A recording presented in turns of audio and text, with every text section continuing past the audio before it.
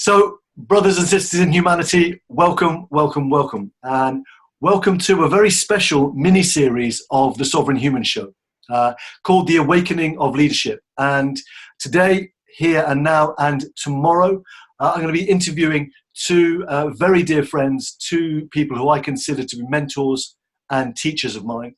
And we're going to be exploring the topic of leadership in a really broad way, and in a way that I hope will give real hope for the new world that needs to emerge out of the other side of this COVID world that we are in at the moment.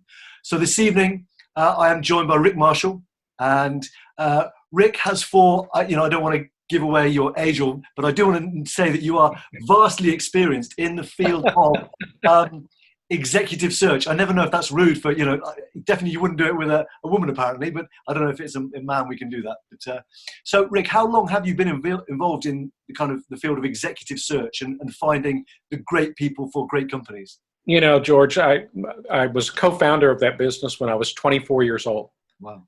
Yeah, and it was my first entrepreneurial venture. And what we focused on was just that area in the Fort Worth, Dallas area. And built that into a niche business where we help companies identify key people for them in mid and upper management, primarily in the areas of skill sets that would be in accounting, finance, engineering, and technical areas. Amazing. And I was with the firm until we started in 1982, and I was with the company until 2016. Where I transitioned out and sold my share of the business to my youngest son, Price.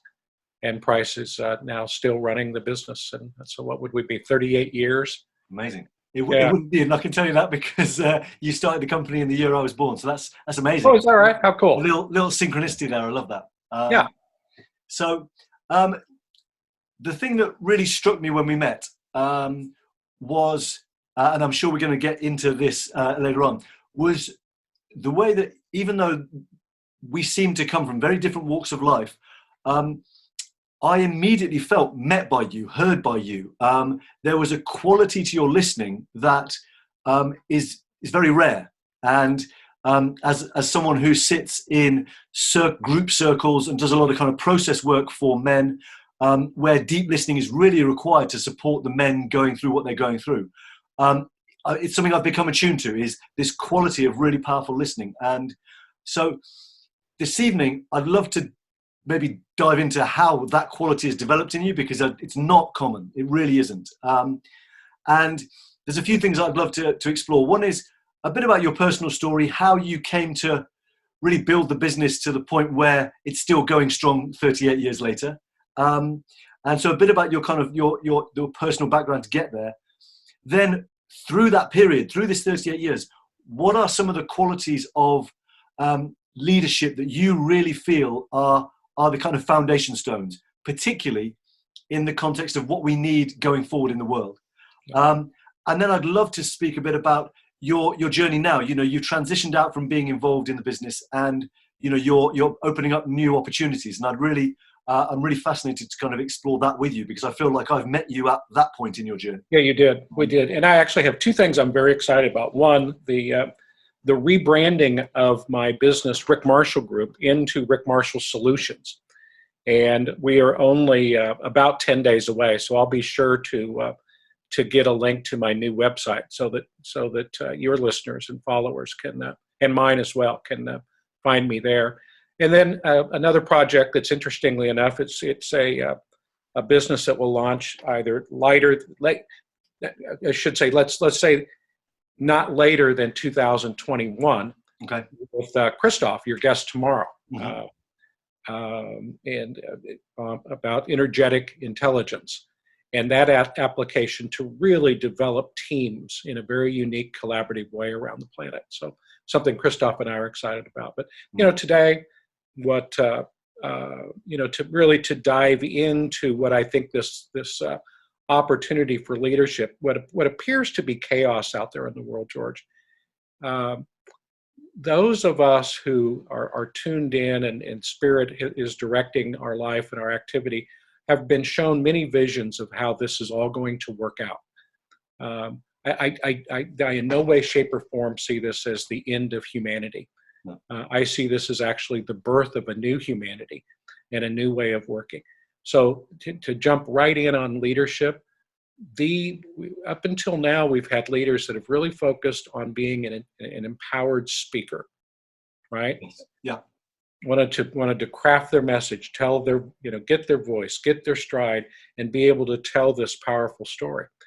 When actually the new leader of the future is going to be something you touched on earlier, which is this very empowered listener, that genuine interest in understanding who I am in working with, what their core values are, what they would like to accomplish, and changing the relationship now and forever of having employees to having entrepreneurial relationships where we become collaborators.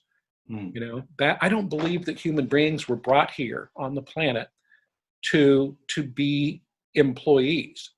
Now, what I mean is that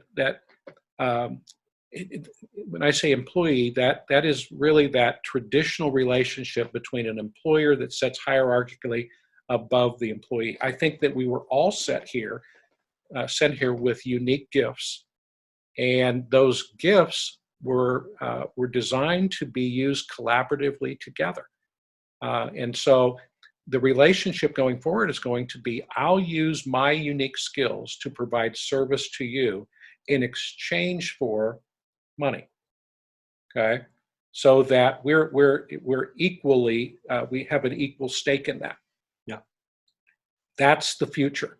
Now picture rolling out across the planet businesses where the leadership is done away with a hierarchical structure and has gone more to a collaborative synarchic structure, to where everyone feels a stakeholder, everyone shows up as if they were 100% responsible for the outcome of the business, right?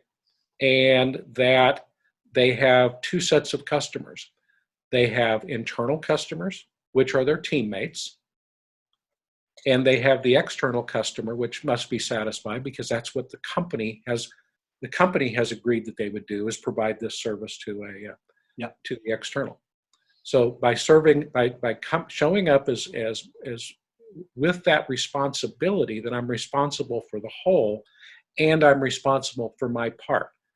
Add that through 100 people, 1,000 people, 50,000 people, that becomes an opportunity for leadership to never fall through the crack.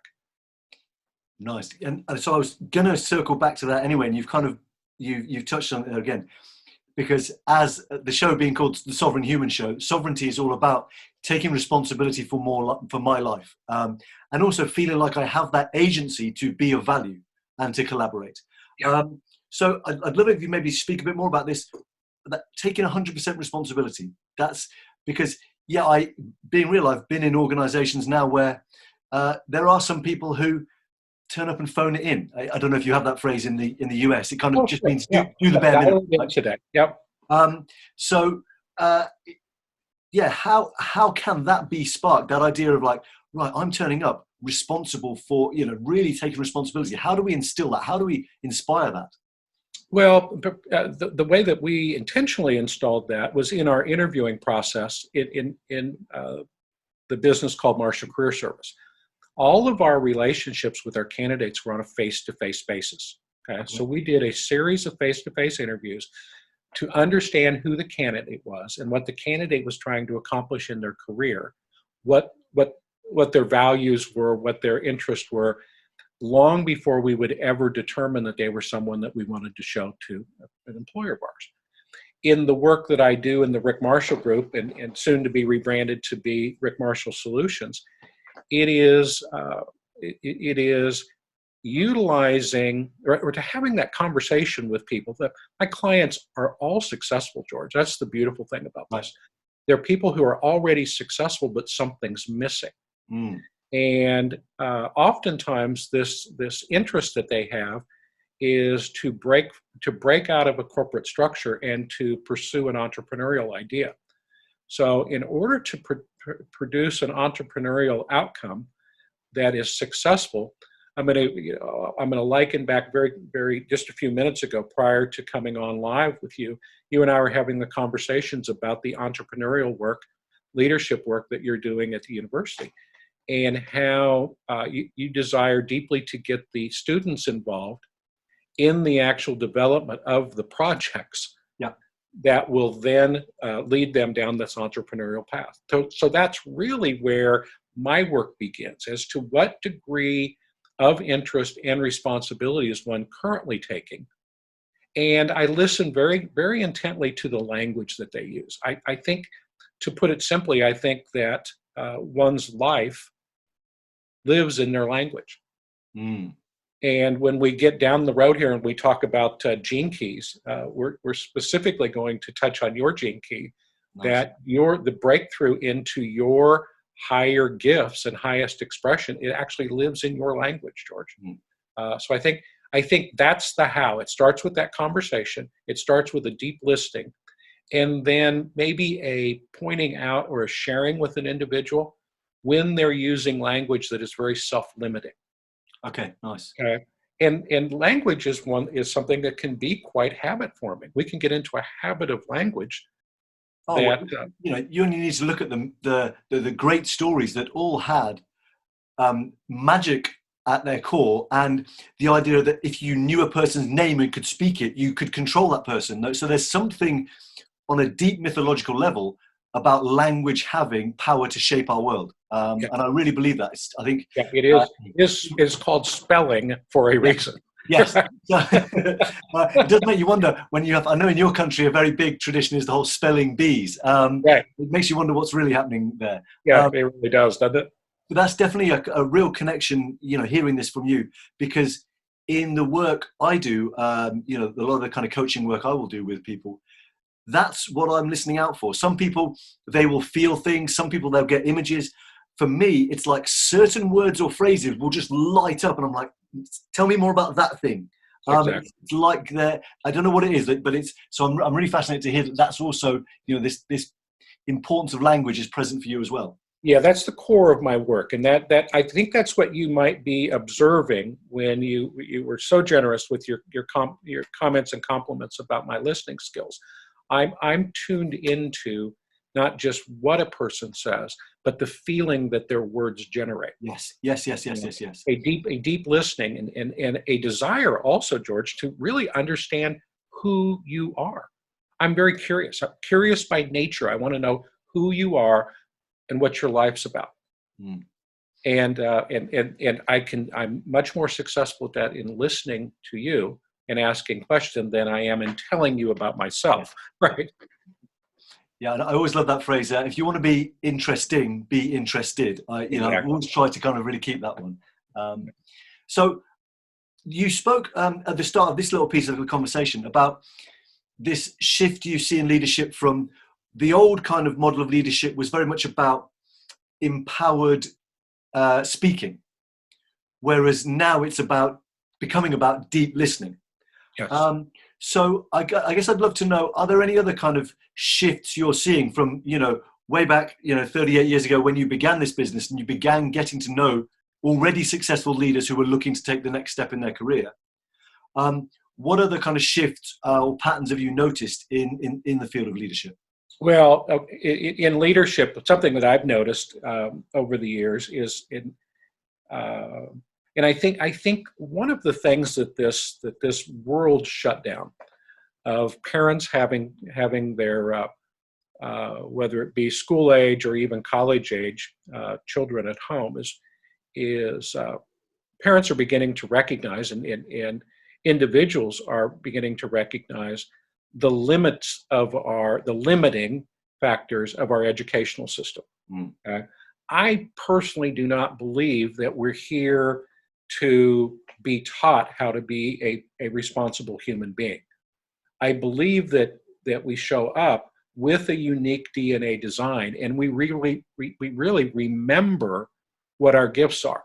Yes. And that ideally education should be about me going out and seeking very specific learning that I believe would complement my skills along the journey that I've chosen, as opposed to sitting down and believing that I'm a blank slate that needs to be filled or I won't be able to function. Hmm. Okay.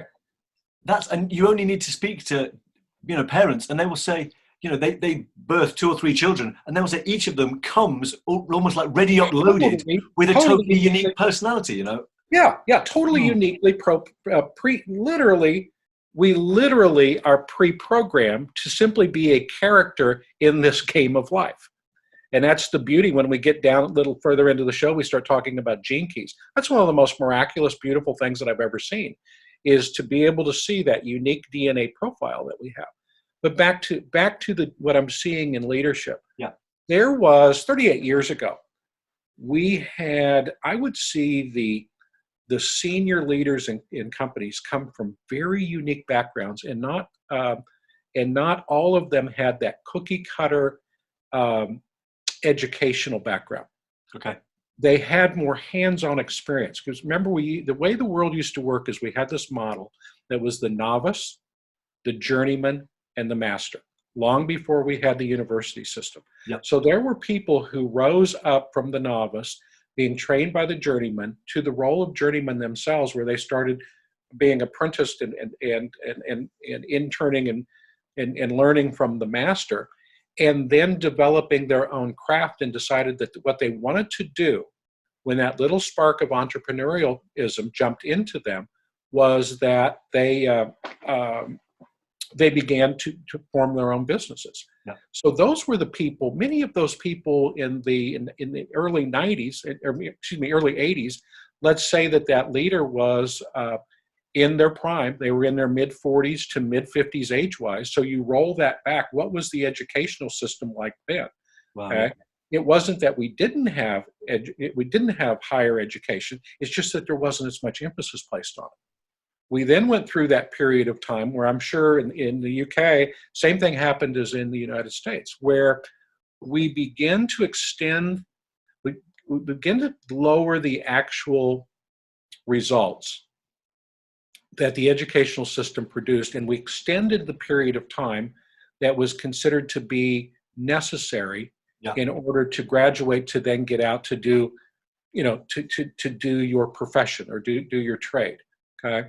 So that then put a greater emphasis on that hiring practice of where was a person's background, what was their education, where did they go to school. They could be 45 years old, but an emphasis on what kind of grades did you get? Yeah. Right? Very disconnected. So I think what's going to take place is, one, we'll see, I believe personally, that we'll see a decrease in the amount of enrollment into higher education. Yeah. I think there'll be more people who will go back to that model of saying, if I'm interested in learning a particular area of expertise, I'll go seek out a person on the planet who has that expertise, and I'll see if I can't intern underneath them, especially if they're interested in being entrepreneurial. Yeah, absolutely. Okay, I think that's going to. I think that's leaders. I think we'll have leaders that will. A difference from then is that that I believe from the future is the first group that I worked with were very open as to who they were as a whole and complete person. There was really not a separation between their personal life, their professional life, and their spiritual life. Okay. We then went through a period of time, and I'm sure it's the same thing in the UK, where it was politically incorrect to talk about your spiritual beliefs. Yeah. It was politically incorrect to talk about your personal. You were to just show up and to do this particular job. I'm confident going forward, we're going to reblend that back. We will have that more holistic look.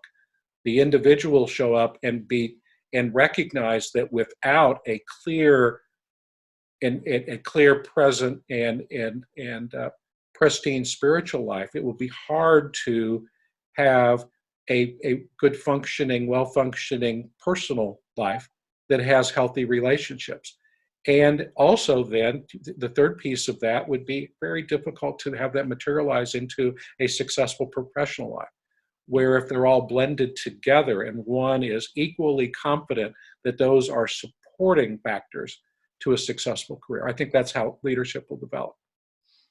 I really second that, and I hope so as well. And that, I mean, I'm interested to hear your perspective that at the start of your career, it felt like you got that holistic aspect was present already. That's very interesting, because I guess I kind of had in my head that the 80s was this kind of Gordon Gekko, greed is good, all that sort of stuff, quite separate thing. It was like, it was all the work and nothing else. So well, think about Gordon. I think you probably were right. I mean, the way that looked, but let's use Gordon Gekko as an example.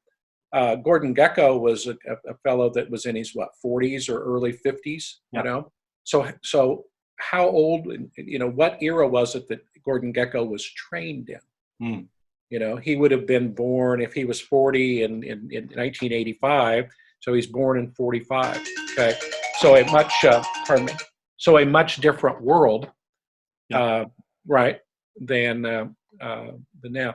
In the United States, I think that there are those of us who point to the demise of the educational system in the United States was 1977, when the Department of Education was created. And we took education from being state focused and we made it federally focused. Okay. And that's, I wonder if that's something that's also will, alongside this, this shift towards, again, a more holistic leadership model, towards more of a listening mode of leadership. I wonder if we will also be returning to smaller scale authority, if you like. So it's like smaller. I hear you say that, as soon as we centralize things, our capacity to actually deliver a good result was very limited, because suddenly that connection of, in the school here, this person knows the teacher and the teacher knows the priest, and there's an education support system that is happening on a local level that is strong and robust. And as soon as you take the organizing principle for that education system to a higher centralized authority, that support system is the connection and strength of that support system is undermined. It's completely undermined. And this is there's so many silver linings within this global shutdown. We are seeing the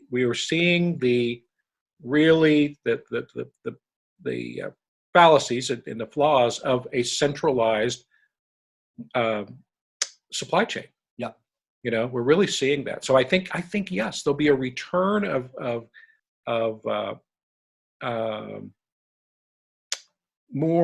more of a country, or even regions within countries, or states within countries as being more focused on producing the goods and services that allow them to survive any condition. I hope and pray, because another interest in my background has always been the holistic agriculture.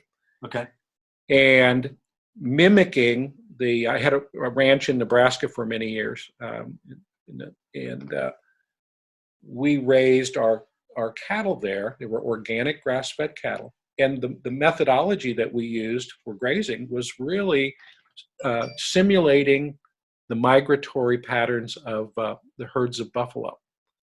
So we would put large number of animals onto a very small area for a short period of time. And what that did, George, is it really put a concentration on growing the grass, building the nutrients in the soil, building the stability, and the returning of perennial plants. And that whole system, the opportunity exists now to really return that system in a big way all around the world, because of how we put so much emphasis on the centralization and corporatization of our food supply. To where we have animals in confined feeding situations, one of the most inhumane things on the planet. And so we will have hundreds of thousands, if not millions of chickens, for example, or pigs or cattle in these confined feeding operations. And we're seeing right now here in the States that due to the breakdown of the supply chain, there are actually producers that are having to sacrifice and dig trenches to drop animals, kill animals and put them into back into the soil, because the supply chain has a new fresh crop of animals coming and they have no outlet for the existing ones. Wow. So, we've got to do away with stuff like that. We've got to make it more regional. We've got to make it more local. And, back in the time of George Washington, founding of the country, George Washington said the most admirable profession in the world was that of being a farmer, because you had the ability to work with nature and you had the ability to feed your family and to feed your group of friends. So that's a fascinating little insight. I had a slight awareness of it, but that's very cutting edge, that agricultural technique. Because if I'm right, there's an amazing TED talk by a guy, and it was something like the man who turned the deserts green or something. He used that same technique you're talking about, if I'm right, of really close quarters grazing, and of course then all the feces bringing back. So that's So the thing I'm curious about that is, to what extent do you think perhaps the way you went about sourcing your leadership positions for your recruitment business, and your approach to that, to what extent do you think it might have been influenced by your approaches to agriculture? Oh, I think completely. I think that my thinking has been so influenced by holistic thinking over the years. That thinking of the whole, and you're familiar with the term fractal, correct? Yep. Okay, where a fractal, this piece represents the whole. So I believe, and within your gene keys, George, that's one of your gifts, is that you have a deep, deep understanding of the parts, and then you're able to then be able to see how that all fits into the whole.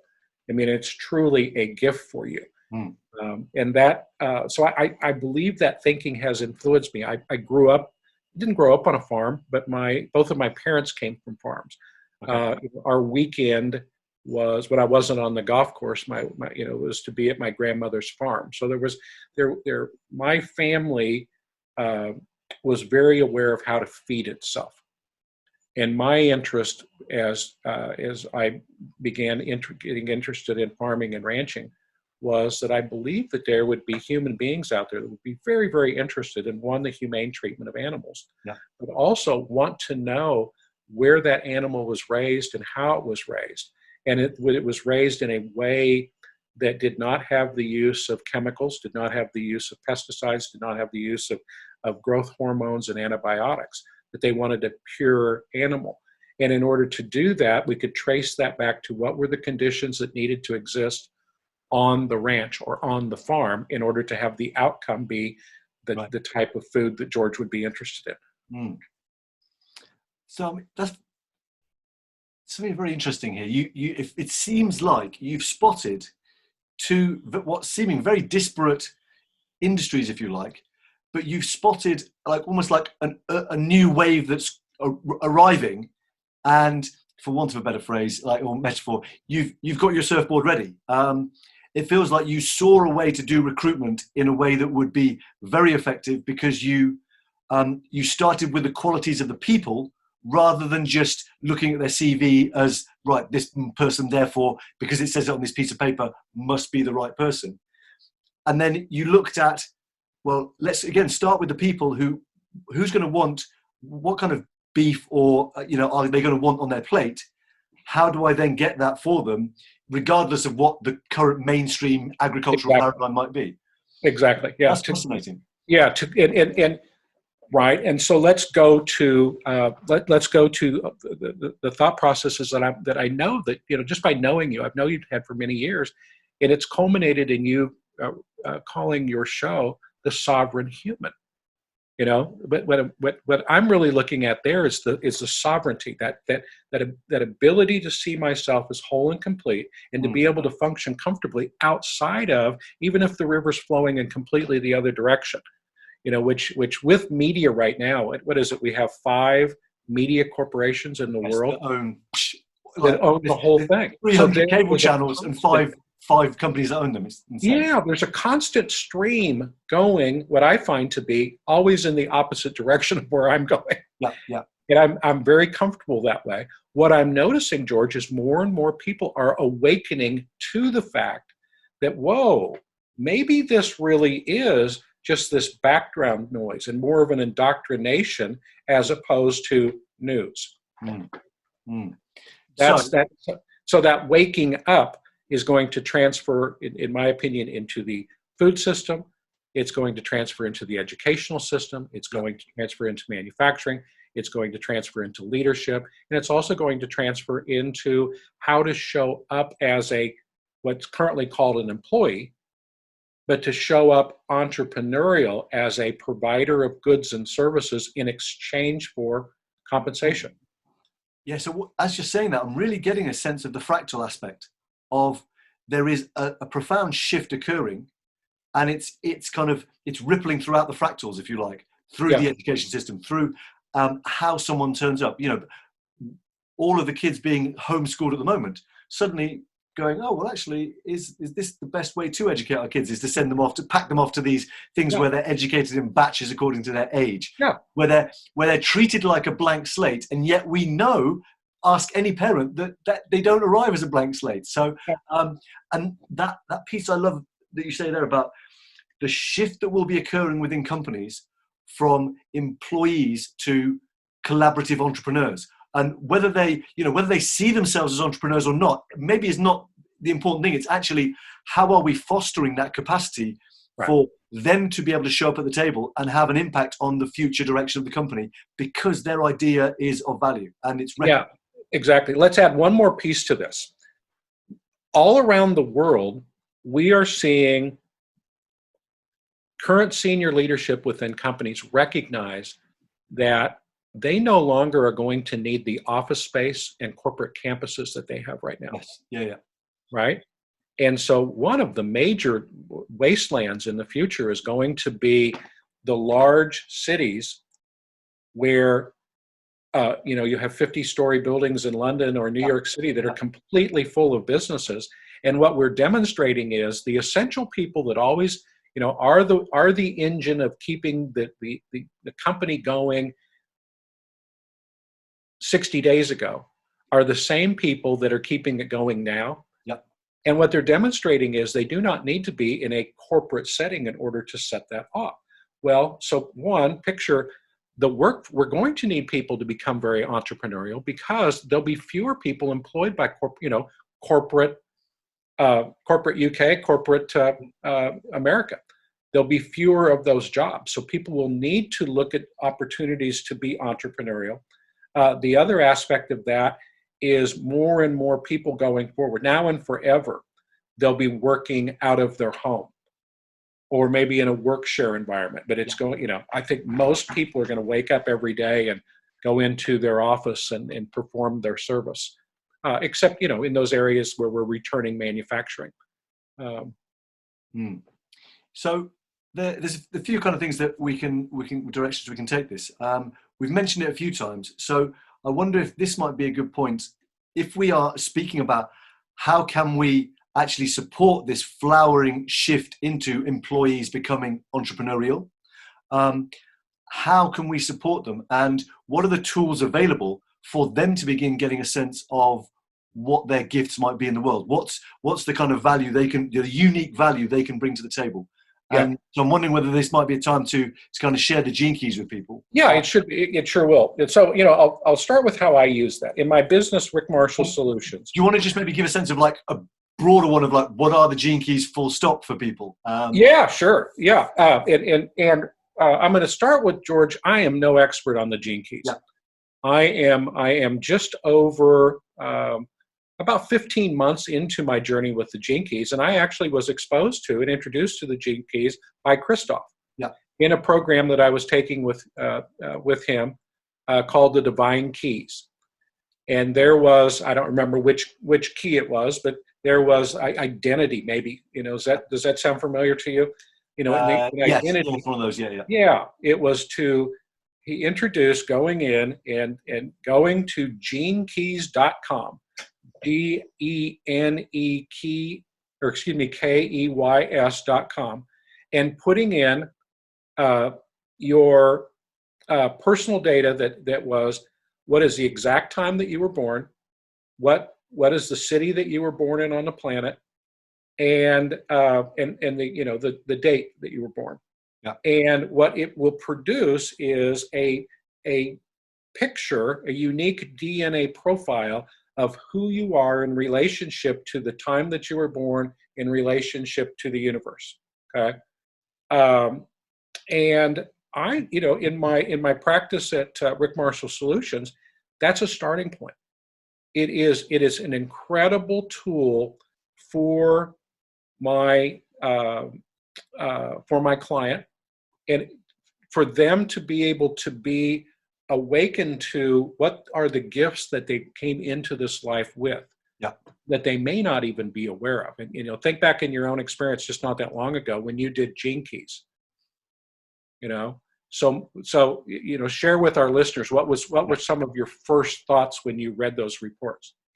I think that for me the thing that really stood out was the depth of the kind of shadow side, and we'll talk about this in a minute. Like, it was like I was reading, going, "Oh my God, yeah, that's like that really deeply accurately describes some of the ways I show up that I wish I didn't at the moment, that I feel are self-limiting." And then it also was sharing on a really kind of detailed and inspiring vision of the ways that I tend to show up in the world, and the things that are deeply important to me as well, and actually how those might be of service. So those were a couple of things that really struck me initially, and I shared with you, as we were preparing for this call, that recently I've returned to them and have been reading them before bed. And in the mornings, I've been waking up with it's like there's lightning going on in my head.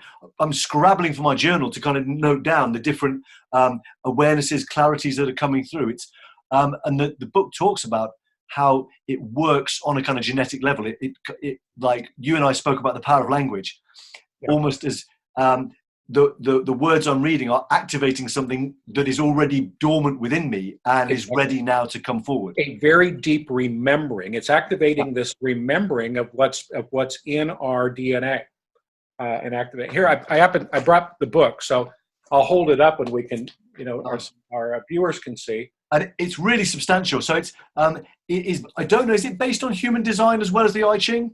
What I understand is that the fellow that was gifted human design, Richard Rudd, right, who is the author of Gene Keys, went to study with Ra.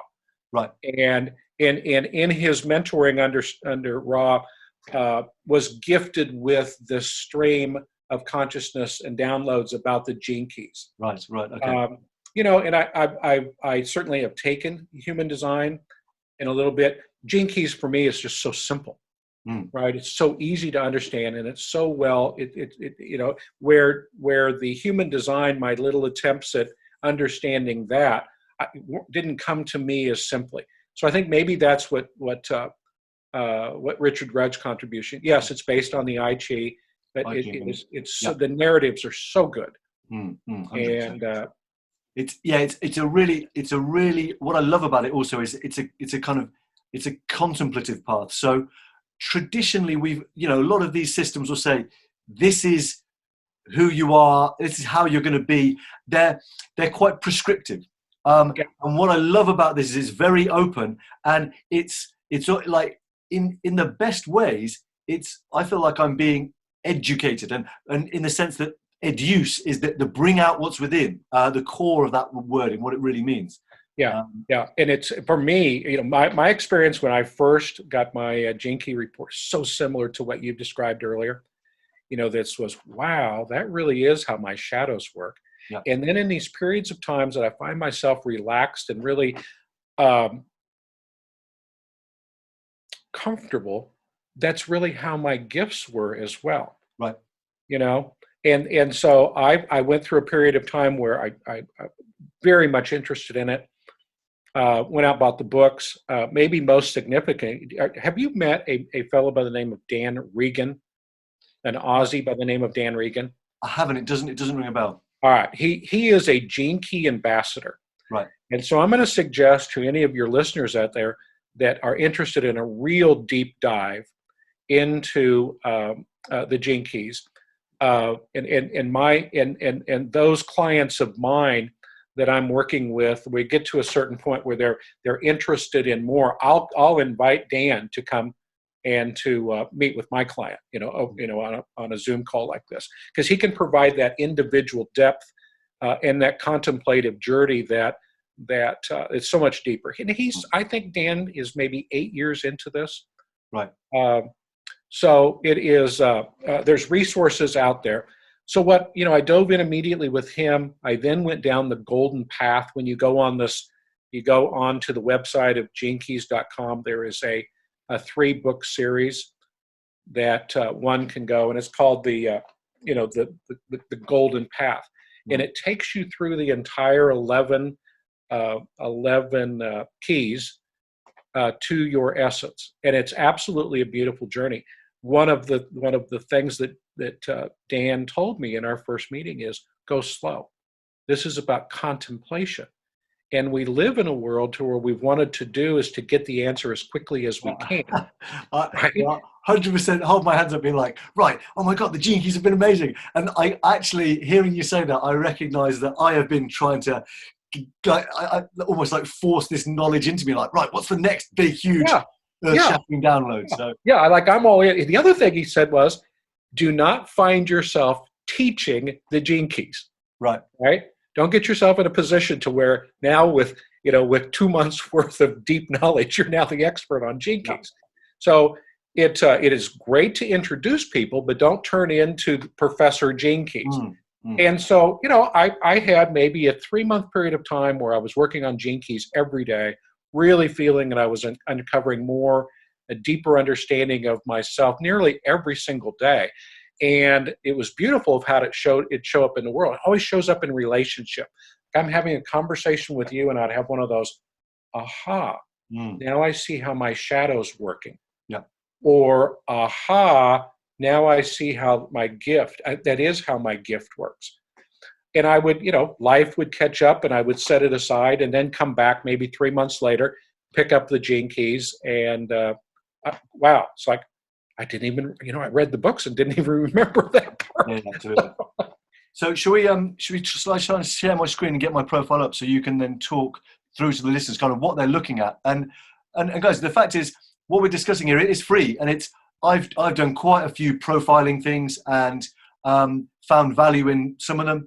This one for me, there is just a substance and a richness and actually a beauty to this. And this is the thing, there is a beauty to these that for me really speaks to my heart. So me too. And it's clearly, for me, Gene Key, I came from that world back in the early days of my businesses. We would do profile testing, George. I had a business that I was involved in with a psychologist there in Fort Worth, and we would help companies by in their interest in who is the person that we might best to promote. We would use old psychological profiles like the Briggs-Meyer, to identify a person's profile, their personality, and then to be able to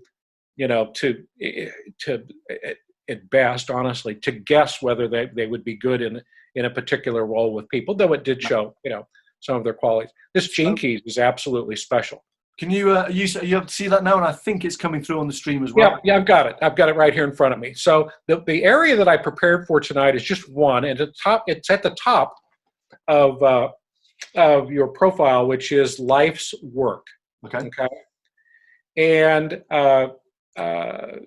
you will see in that life's work, and over to it would be my right hand side, evolution. Yeah, that is really the counter to life's work. So those are programming partners.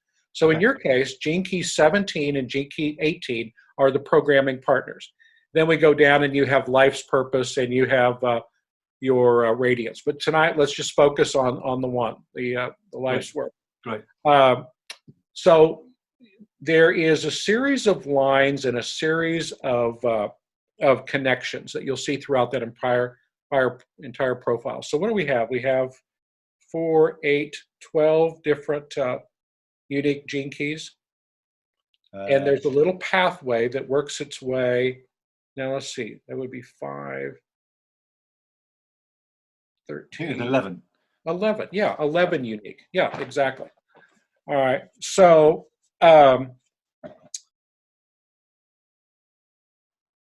the important thing or one of the important things to understand about the gene keys is it's a unique profile to you. Now you will share that with, there's a series of combinations of these all around the world. So there'll be X number of people that we will basically have the same profile, but it's not very many. And so with life's work in the 17th profile, yours is. Let me add one more thing. I'm kind of stumbling with where to start here because it's I'm going to start with where the gene keys encourage us to start. It's the first thing that's shown to us is what our shadows are. Okay. Yeah. So and up until the gene keys, I did my best to stay away from those aspects of my life that I considered to be my shadows. Yeah. And I think I share that with most every human on the planet. Yes. Is it's just not something that I wanted to get close to because it hurt. It had feeling, it had emotion attached to that. And actually what is discovered within the gene keys is the doorway into my gifts is only open through embracing and absorbing my shadows. Yeah. Okay. So in your case,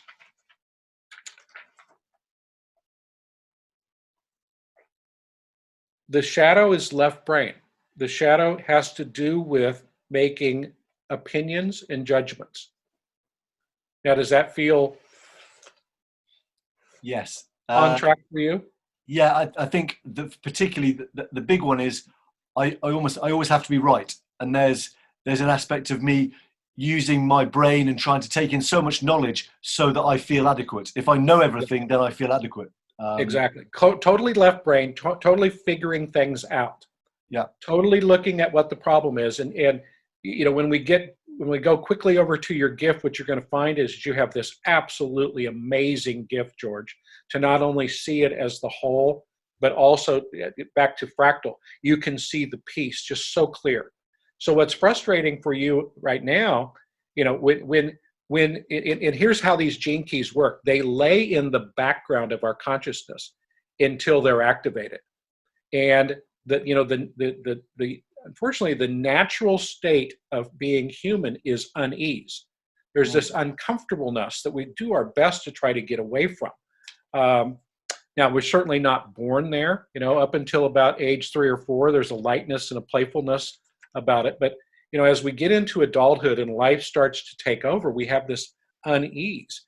Gene Keys brings that from the background through the forefront. And we begin to see what those shadows and what that unease is all about.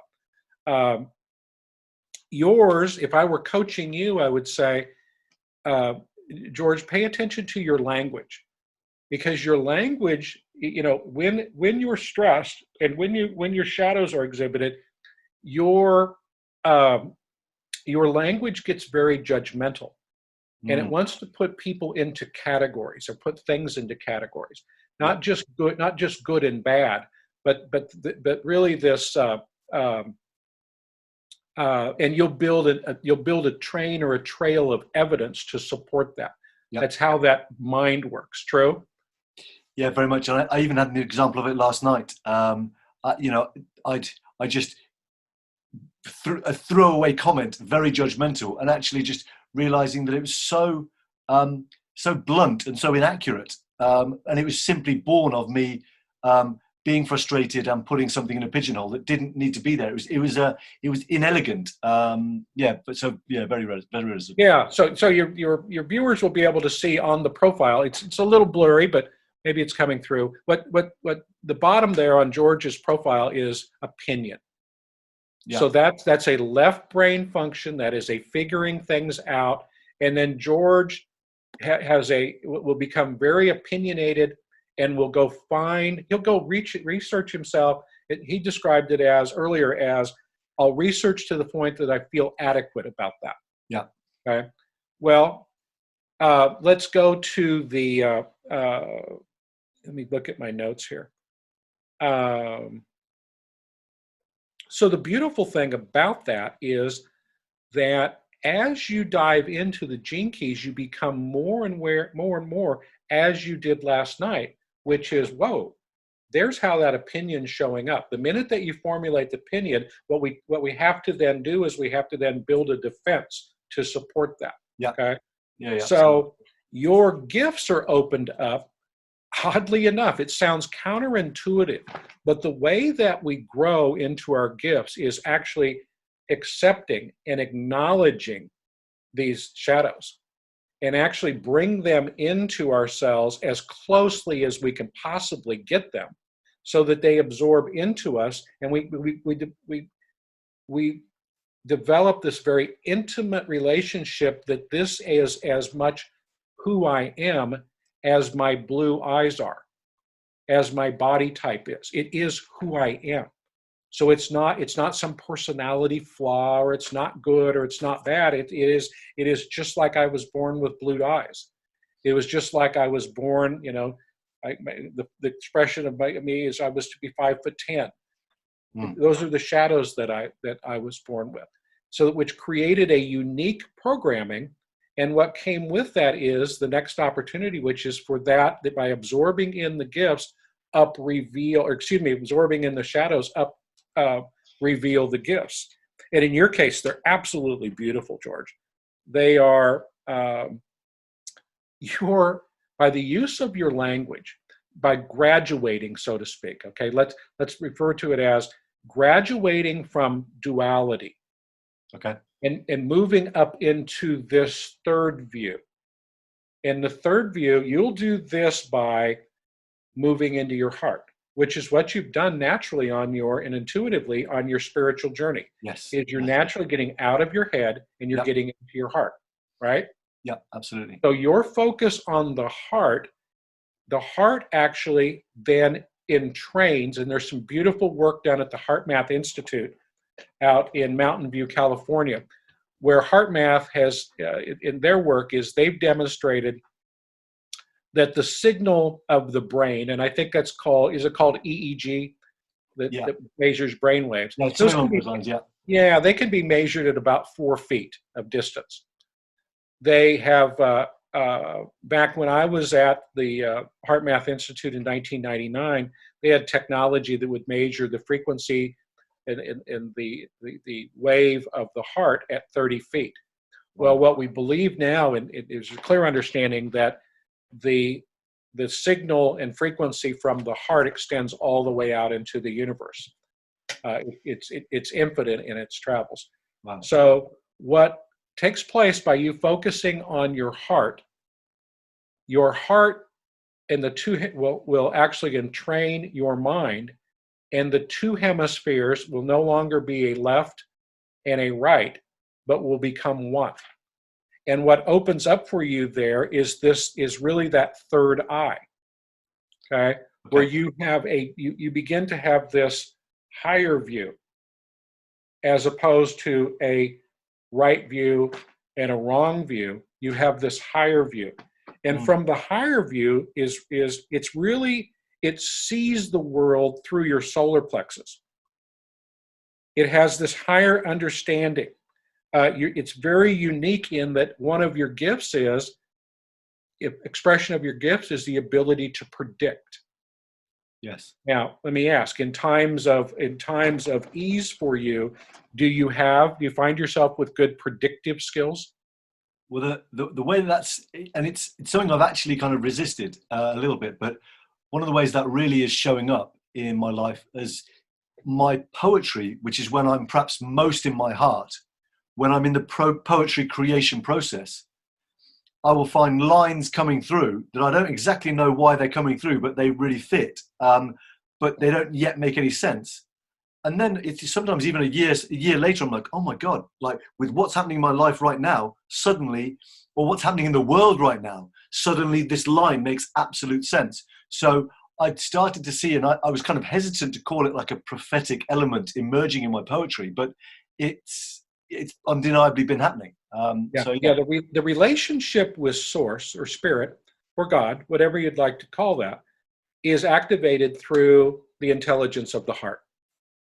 It is not activated through the figure it out mechanism, make sense of it mechanism of the mind.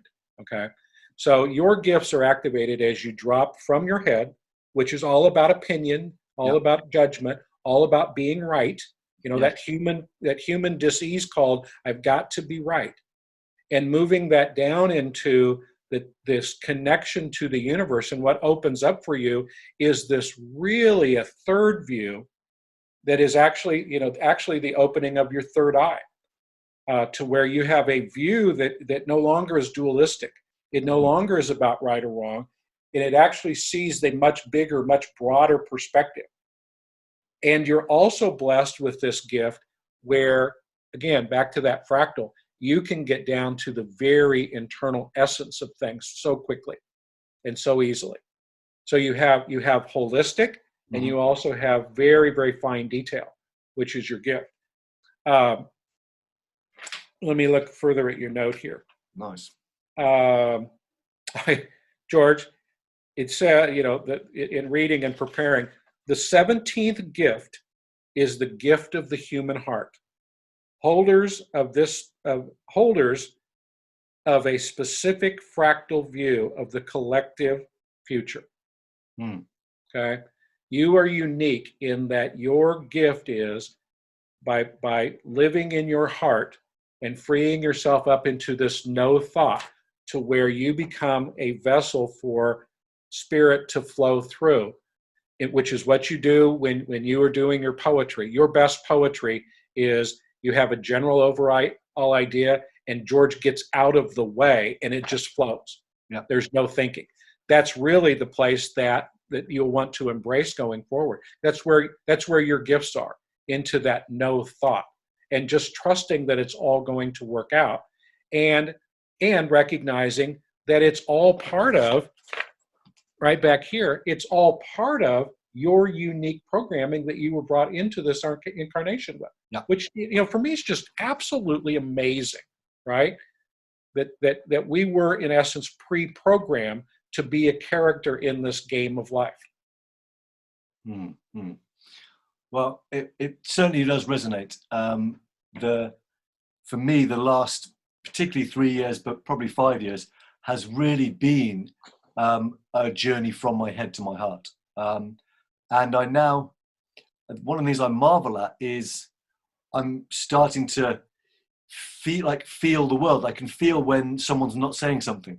And I can say, look, I don't know how I know, but my heart is like, it's like someone ties a knot around my heart when someone is not speaking their truth, and it's painful for them. And I can feel that. Whereas 3 or 4 years ago, it wasn't even in my realm to have that. Not even in your awareness at all. Yeah.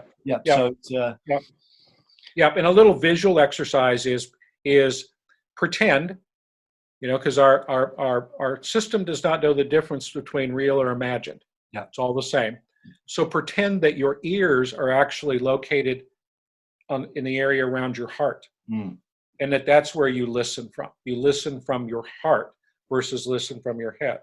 And so there's a less of a quick to figure stuff out if you're listening from your heart, and more of absorbing and understanding, and actually understanding of what that of who you're in relationship with and what they have to say. And you're right; it will tell you when the world is off. Beautiful. Well, I'm gonna stop the screen share there. Okay. Because. Perfect. So, George, if you were a client of mine, what we would do is in that first month that we worked together, we would go through all areas of your gene key, and I would encourage you to get on like the golden path. Yeah. or encourage you to get on a weekly conversation with Dan Regan so that we can begin to recognize how to navigate with the programming that you came into this incarnation with. In other words, how to uh, how to advantage, how to optimize your unique gifts, so to speak. Yeah, almost like, so there's a part of waiting, how to align and get on it with what the gifts are there. Yeah, exactly. Makes sense, yeah. Exactly. So for the purposes of the radio show, I reckon that actually there's a natural pausing point there. But for the purposes of the kind of podcast that will go out wider, I feel like there's a kind of final piece that I'd love to carry on with. How are you doing for time? I'm fine. I'm good. Thank you. Okay, nice. So in that case, just so I've got it on the audio, Rick, thank you so much for spending time with us this afternoon. Or afternoon for you, evening for me. And I really hope that the listeners of the Sovereign Human Show going out to Falmouth take some inspiration from your views on leadership. And actually, I hope more than anything, start to see themselves as entrepreneurs, however they are showing up in the world. I do too. I do too. Yes, thank you for the invitation. And I, as you said to start the show, you and I connected. We connected on a very deep level from the moment that we met. And I truly wasn't excited when I started to see that you were doing your show. And then really thrilled when I got the email about would you want to be a guest. So thank you for inviting me. Right, it's an absolute pleasure. Good. All right. So that's the radio show bit done. Fantastic. The piece I want to make sure we don't pass up. And we shared there that my journey recently has been, in the last few years, the shift from head to heart. And I met you when your journey has been in a shift as well. So I really want to make sure that we don't leave without kind of touching on that shift for you. You reached the kind of point where the time was right to transition out of the business. And now, what I hear is that the Rick Marshall Solutions is really starting to kind of rise in you, and your clarity of how you want to serve is present. So there's two words that I want to kind of explore as a way of the listeners getting a sense of your personal journey recently. Because I believe we are all being initiated in this time into our true calling on the planet. The word consciousness and the word spirit. And I wonder if you'd speak to either of those in terms of your recent journey and how you're walking forward now. Well, what resonates with me the clearest right now is spirit. And I have had really that opening. And I'll go back and share. I've always been a seeker. I mean, when I was young, I was a seeker. When I was I wanted to go to self-improvement workshops. I would go to went out to spend a week at the Deepak Chopra Center out in San Diego. I went to every meditation course, self-improvement course that there was. But what they all had in common was this connection to a higher source. And what in 2015, what I began to have was this really irresistible call to go out and to identify what I was really here to do, and to really I was 50. Let's see, I'm 62 now, so 59 years old. And it just became critically important for me to do what I was brought here. One, to figure out what it was, but two, to be able to serve humanity exactly what my purpose was, so to speak. So I went to see a psychic in Dallas, a girl by the name of Cheryl Andrea. And in these conversations, I shared with her, what I'm really interested in doing is to exploring my spiritual path. I want to understand who I am. And she said, well, first of all, I want you to understand your life was not designed to start working until you were 60 years old. Wow. Wow. Okay. Well, that's interesting. That's piece of news to receive. Wow. Yeah. Everything that you've done up until now was really, in essence, preparation for what this really service work is that you're to do. And I said, I'd love to have a mentor. And she said, I've never met him, but your guides say that you're to work with Christof. And I said, okay. do you know where I would find this Christof? And she goes, well, no, I believe he's in Bali. I've seen some emails from him, but you're to work with Christof. And I've shared this story with Christof before. Wow. And it's fascinating. So anyway, I track him down, and Christof and Alea had just moved from Ibiza and had gone to Bali. And so had a conversation with Christof. Just as I shared with Christof before, it was just beautiful in that they had been at the Amazon and just coming back, and we'd made this agreement that he was going to start mentoring me, and he had a program for me to slot into. And that started from one little conversation to now I am 3+ years in a relationship with Christof.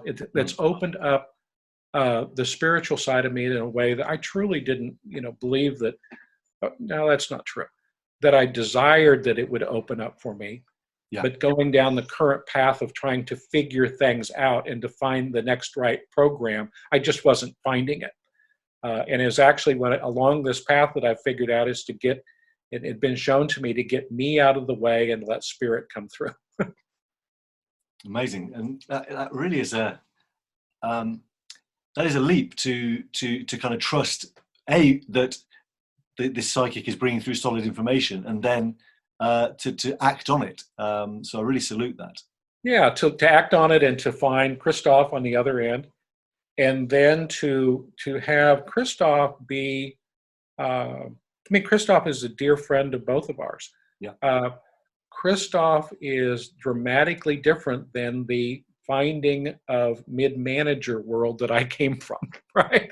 Just a little bit. Just a little bit. But yet, it's as we were talking about earlier in the show, it seems to be two totally unrelated things: holistic ranching and leadership development. And what we're finding is they dovetail, and they're really perfect. So the spiritual journey that I've taken with Christof, it has really opened up exactly the path that I wanted to go there. I'm just being guided to where I need to go next, and I'm finding that my interest in how my business will show up going forward, who I'm to serve, how I'm to do that, more in a mentoring role. Yeah. That I actually have an opportunity to take advantage of my 62 years on the planet and some wear and tear and gray hair of being an entrepreneur since I'm 24. I actually have a perfect venue now to share that with people. Amazing. So because it really, you're right there. It seems like it's not that, Christof is so different from the world you were in. And yet the sense I have is there's a really evolution. There is, one of the things I passionately believe, and I'd be interested to get your sense on it, is that we need an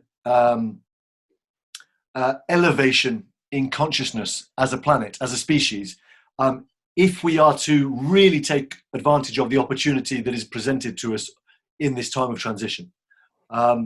Because if and this is something I've heard Christof say, and something I passionately believe as well, which is that if the pace of technology outpaces the level of our consciousness, we are screwed, basically. Oh, just completely screwed. We create the kind of worst dystopian. Yeah. Whereas if our consciousness, can keep pace or outdo the development of the technology, then the technology becomes the servant rather than the master. And we could emerge into something that is truly beyond our wildest dreams. Yeah, the project that Christof and I are bringing forward, the intellectual intelligence, or energetic intelligence, sorry, in 2021 is really about helping individuals identify those power tools that human beings came with that have been suppressed. Yep. Religion did an amazing job of suppressing that over the last several thousand years, right? And education recently, very, very good job as well. Yeah, exactly. And recently we've done that. And then the educational system. So it's in the media, it's layer after layer after layer after layer. It's pushing down the vibration, when actually our opportunity is going to be to get ourselves to that point of freedom, to Yep. get ourselves a point of sovereignty, Yes. and then to be able, through intention and conscious awareness, of bringing that vibration up and higher and higher and higher, all up through the 1,000 layers of frequency. Yes. Yeah, absolutely. And and so there's that's the beauty of the intelligence of the heart, is that I have a heart field, you have a heart field. What your listeners may be interested in was share briefly what we did this afternoon, 5 minutes before we went on air, George. So we sat and we created a shared intention for the call, which was bringing our personal energy into centeredness, into connection with the earth and with the cosmos, and then from that place connecting our two energies together and sending an intention into that, and then sending that intention out through the earth, through the cosmos, and back again. Yeah, and even though George and I are we're on the clock, we're 5 hours difference. Yeah, and several thousand miles away, our energies entrained. They came together in an entrainment, and what immediately took place was a calm confidence between the two of us. Yes, yeah, Just settling in. And that opportunity exists for all 7 billion of us on the planet, as we individually come into the understanding of who we are, what are the tools that we have, and how our energies interact with each other. That let's collaborate together, bring those energies together for shared intent. So a word I heard you say earlier, and I know it's a big one for Christof as well, is this synergy. And I'm obviously a massive fan of the word synergy. I share it all the time on the show. So maybe share a little bit about what that word means to you right now in the context of what we've been discussing. Well, I think it is looking at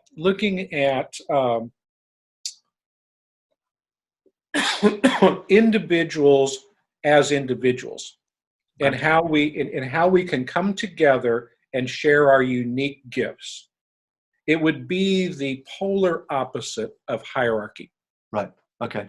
Okay. So our structures right now are built from a top down. Yeah. There is, in every organization, there is one at the top, and the majority of the people fall quite a ways down on the bottom. And the frustration about being an employee at work right now is that there's a collective feeling. I think I was doing some work with the Barrett Value Center over in Singapore a couple years ago. And Barrett they have a satisfaction index that they measure country by country. Here we are in Singapore, a country that by design was just set up to be efficient, right? The country was formed to be this efficient model, but yet you only had about 19% of the people that would view their life as being satisfied. And their biggest complaint was, I don't feel that my values are being heard or even being of interest to the leader. Synarchy going forward is going to be just the opposite of that.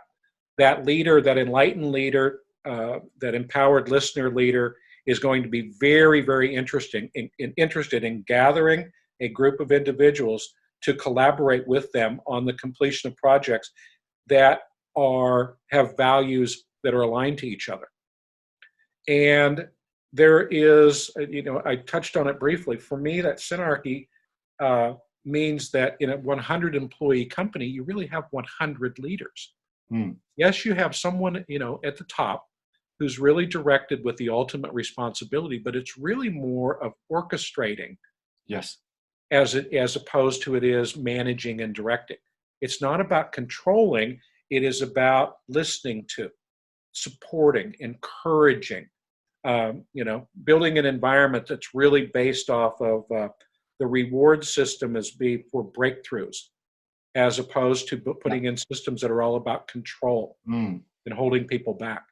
In my business over the years, at the time, George, there were times that I certainly wasn't excited about this, but one of the things upon reflection that I do take great pride in is I had many people that came to work in our organization. And what allowed our organization, the recruitment firm, to work so well is we put such heavy emphasis on training.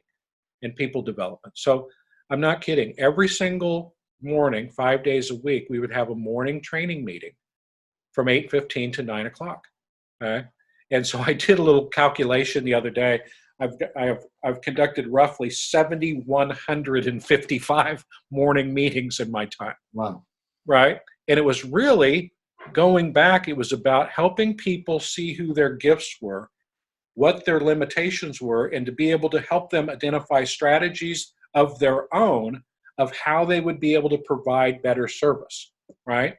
And to make life more fulfilling for themselves. Me standing up in front of the group and telling them how to have a fulfilled life is not going to work. But helping a person get to the point where they really started to think about what a fulfilled life and create those conditions for themselves. Yes. Right? It's a very different energy. Very, very different energy. Well, I look back, I've got roughly, again, I can point to the pain at the time of having Joe come and say, I've decided that I'm going to do is I'm going to go out and I'm going to buy this business, and they're not, they weren't out in the business of competing with us. They just got this entrepreneurial spark to go do something on their own. Yeah. And I look back on that now, it's like, wow, what, I wish I'd have been even more intentional about that. So for me, that's my work now. That is exactly what Rick Marshall Solutions is to help a person take that idea that they had, because being an entrepreneur starts with an idea. Yeah. And then to be able to add the fire and the flame and the structure to that, to have that create the shift from where they are to where it is they really desire to be. And that will change their relationship with themselves and change their relationship with their family, friends, co-workers, collaborators, forever. Amazing. Amazing. And so that's very exciting, because what I hear that you've done actually is you have been on a journey of embodiment. You've been on a journey of embodying a kind of a higher level consciousness that takes all that you've done before and nests it within a new paradigm of possibility for yourself. Because you have, as you said, been on this journey with Christof, it's opened up this spiritual life for you, so that there is now a whole so much more that can be contained. Yeah, and the beauty of, and right back to the gene keys and this DNA programming, all of those gifts are being revealed. In other words, I came out of my mother's womb in Superior, Nebraska, October 13th, 1957, at 3:23 in the morning with every one of those gifts, right? Every single one of them. And just now getting myself in a position to where they're starting to reveal themselves. Spirit is showing them to me of really what I was brought here, what's the sole purpose in this incarnation, what I'm here to do. Nice. So the final piece I'm curious about is, you said you've got the perfect place to do it now. As in, do you mean like a physical place to do this work, or do you mean as in like you're in a good place yourself? Yeah, the place to do this work for me now is inside me. In this residency within my body. That's the perfect place to provide service from, is in my body, to be comfortable in my own skin, so to speak, to be aware of my gifts, to be to be comfortable and open and sharing what I have, to see myself as a mentor, as if I have something to offer as opposed to something to prove. And there's a big shift. Yeah. And what I hear, it's similar for myself, is like, I see more and more people now being comfortable standing in their own skin. Yeah. Being comfortable saying, this is why I'm here. This is why I've incarnated. And previously, for me, I know that one of the reasons why I've come here is to be a spark. I know it's an energy I bring, and I seem to, perhaps now having you reflect it back, because I can see the big and I can see the small and see how they interact, I can therefore see possibilities for people and help them to reflect that to them. But previously, I mean, like, if it would seem so arrogant to say I'm a spark, or who am I to say that? But actually, no. Like, this is what feels on all levels feels true. Therefore, I stand in my sovereignty and say, I am here as a spark on this planet. I am right with you, brother. Exactly. And I'm finding more and more, as a matter of fact, more and more people who share that same feeling Yeah. are finding me. Mm. Right? Yeah. Not only am I finding, but people are finding me. And their interest in is how do I do that? Yeah. And I don't know how to do that.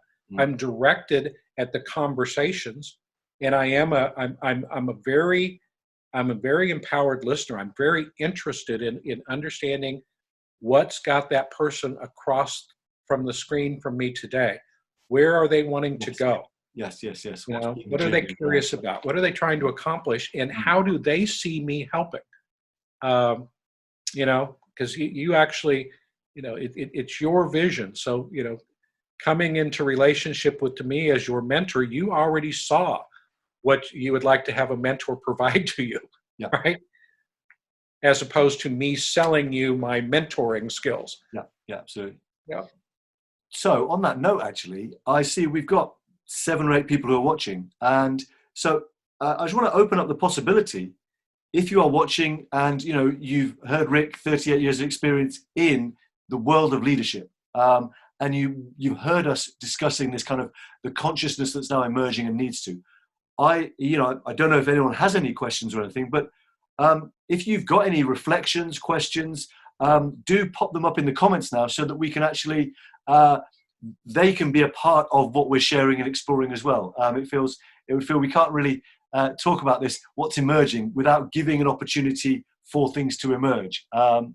And just seeing, like, there's a whole host of people who have watched at various points throughout. So if you've been with us throughout, thank you so much, amazing. And if you have just joined, thank you so much, amazing. And George, if you would share with our listeners where they'll be able to listen to the archived version of this. They didn't have late time. Absolutely. So if you want to listen to the recording of this, I'll be putting it on all the various podcast platforms: Apple iTunes, Spotify, Google Podcasts, all of that. It will also be up here on Facebook. I don't know where I'm meant to be looking. It'll be up on Facebook as well, so that, you can just come back onto the timeline, onto my timeline, onto Rick's timeline, and check it out. I will also probably, because I hope the video looks quite good quality, I will probably get it up as a YouTube as well. So I'll share that with you, Rick, as well. Yeah, perfect. Nice. So any comments? I don't think so. Looks like people have just been kind of taking it in, which is really nice. Yeah, that's nice. Good. All right, cool. So in that case, I think we've kind of, is there anything else that you feel is still, is to be shared in our conversation? What I would love to do is I would love to get that email from you in the coming weeks or month about coming back in and doing another show. Let's let this settle in, and let's see if there's not a real opportunity for call number 2. I'm anxious to see to share Christof with your listeners tomorrow. He's a deep close brother of you and I. Yeah. So I believe, I felt it was, just brilliant on your part to have the two of us back to back, so to speak. So I'll be right here tomorrow. I think it's what 3 o'clock Eastern time. Yes. Is it tomorrow? Yeah. 3 o'clock Eastern tomorrow. So with Christof Melchizedek. So everybody tune in tomorrow if your time allows.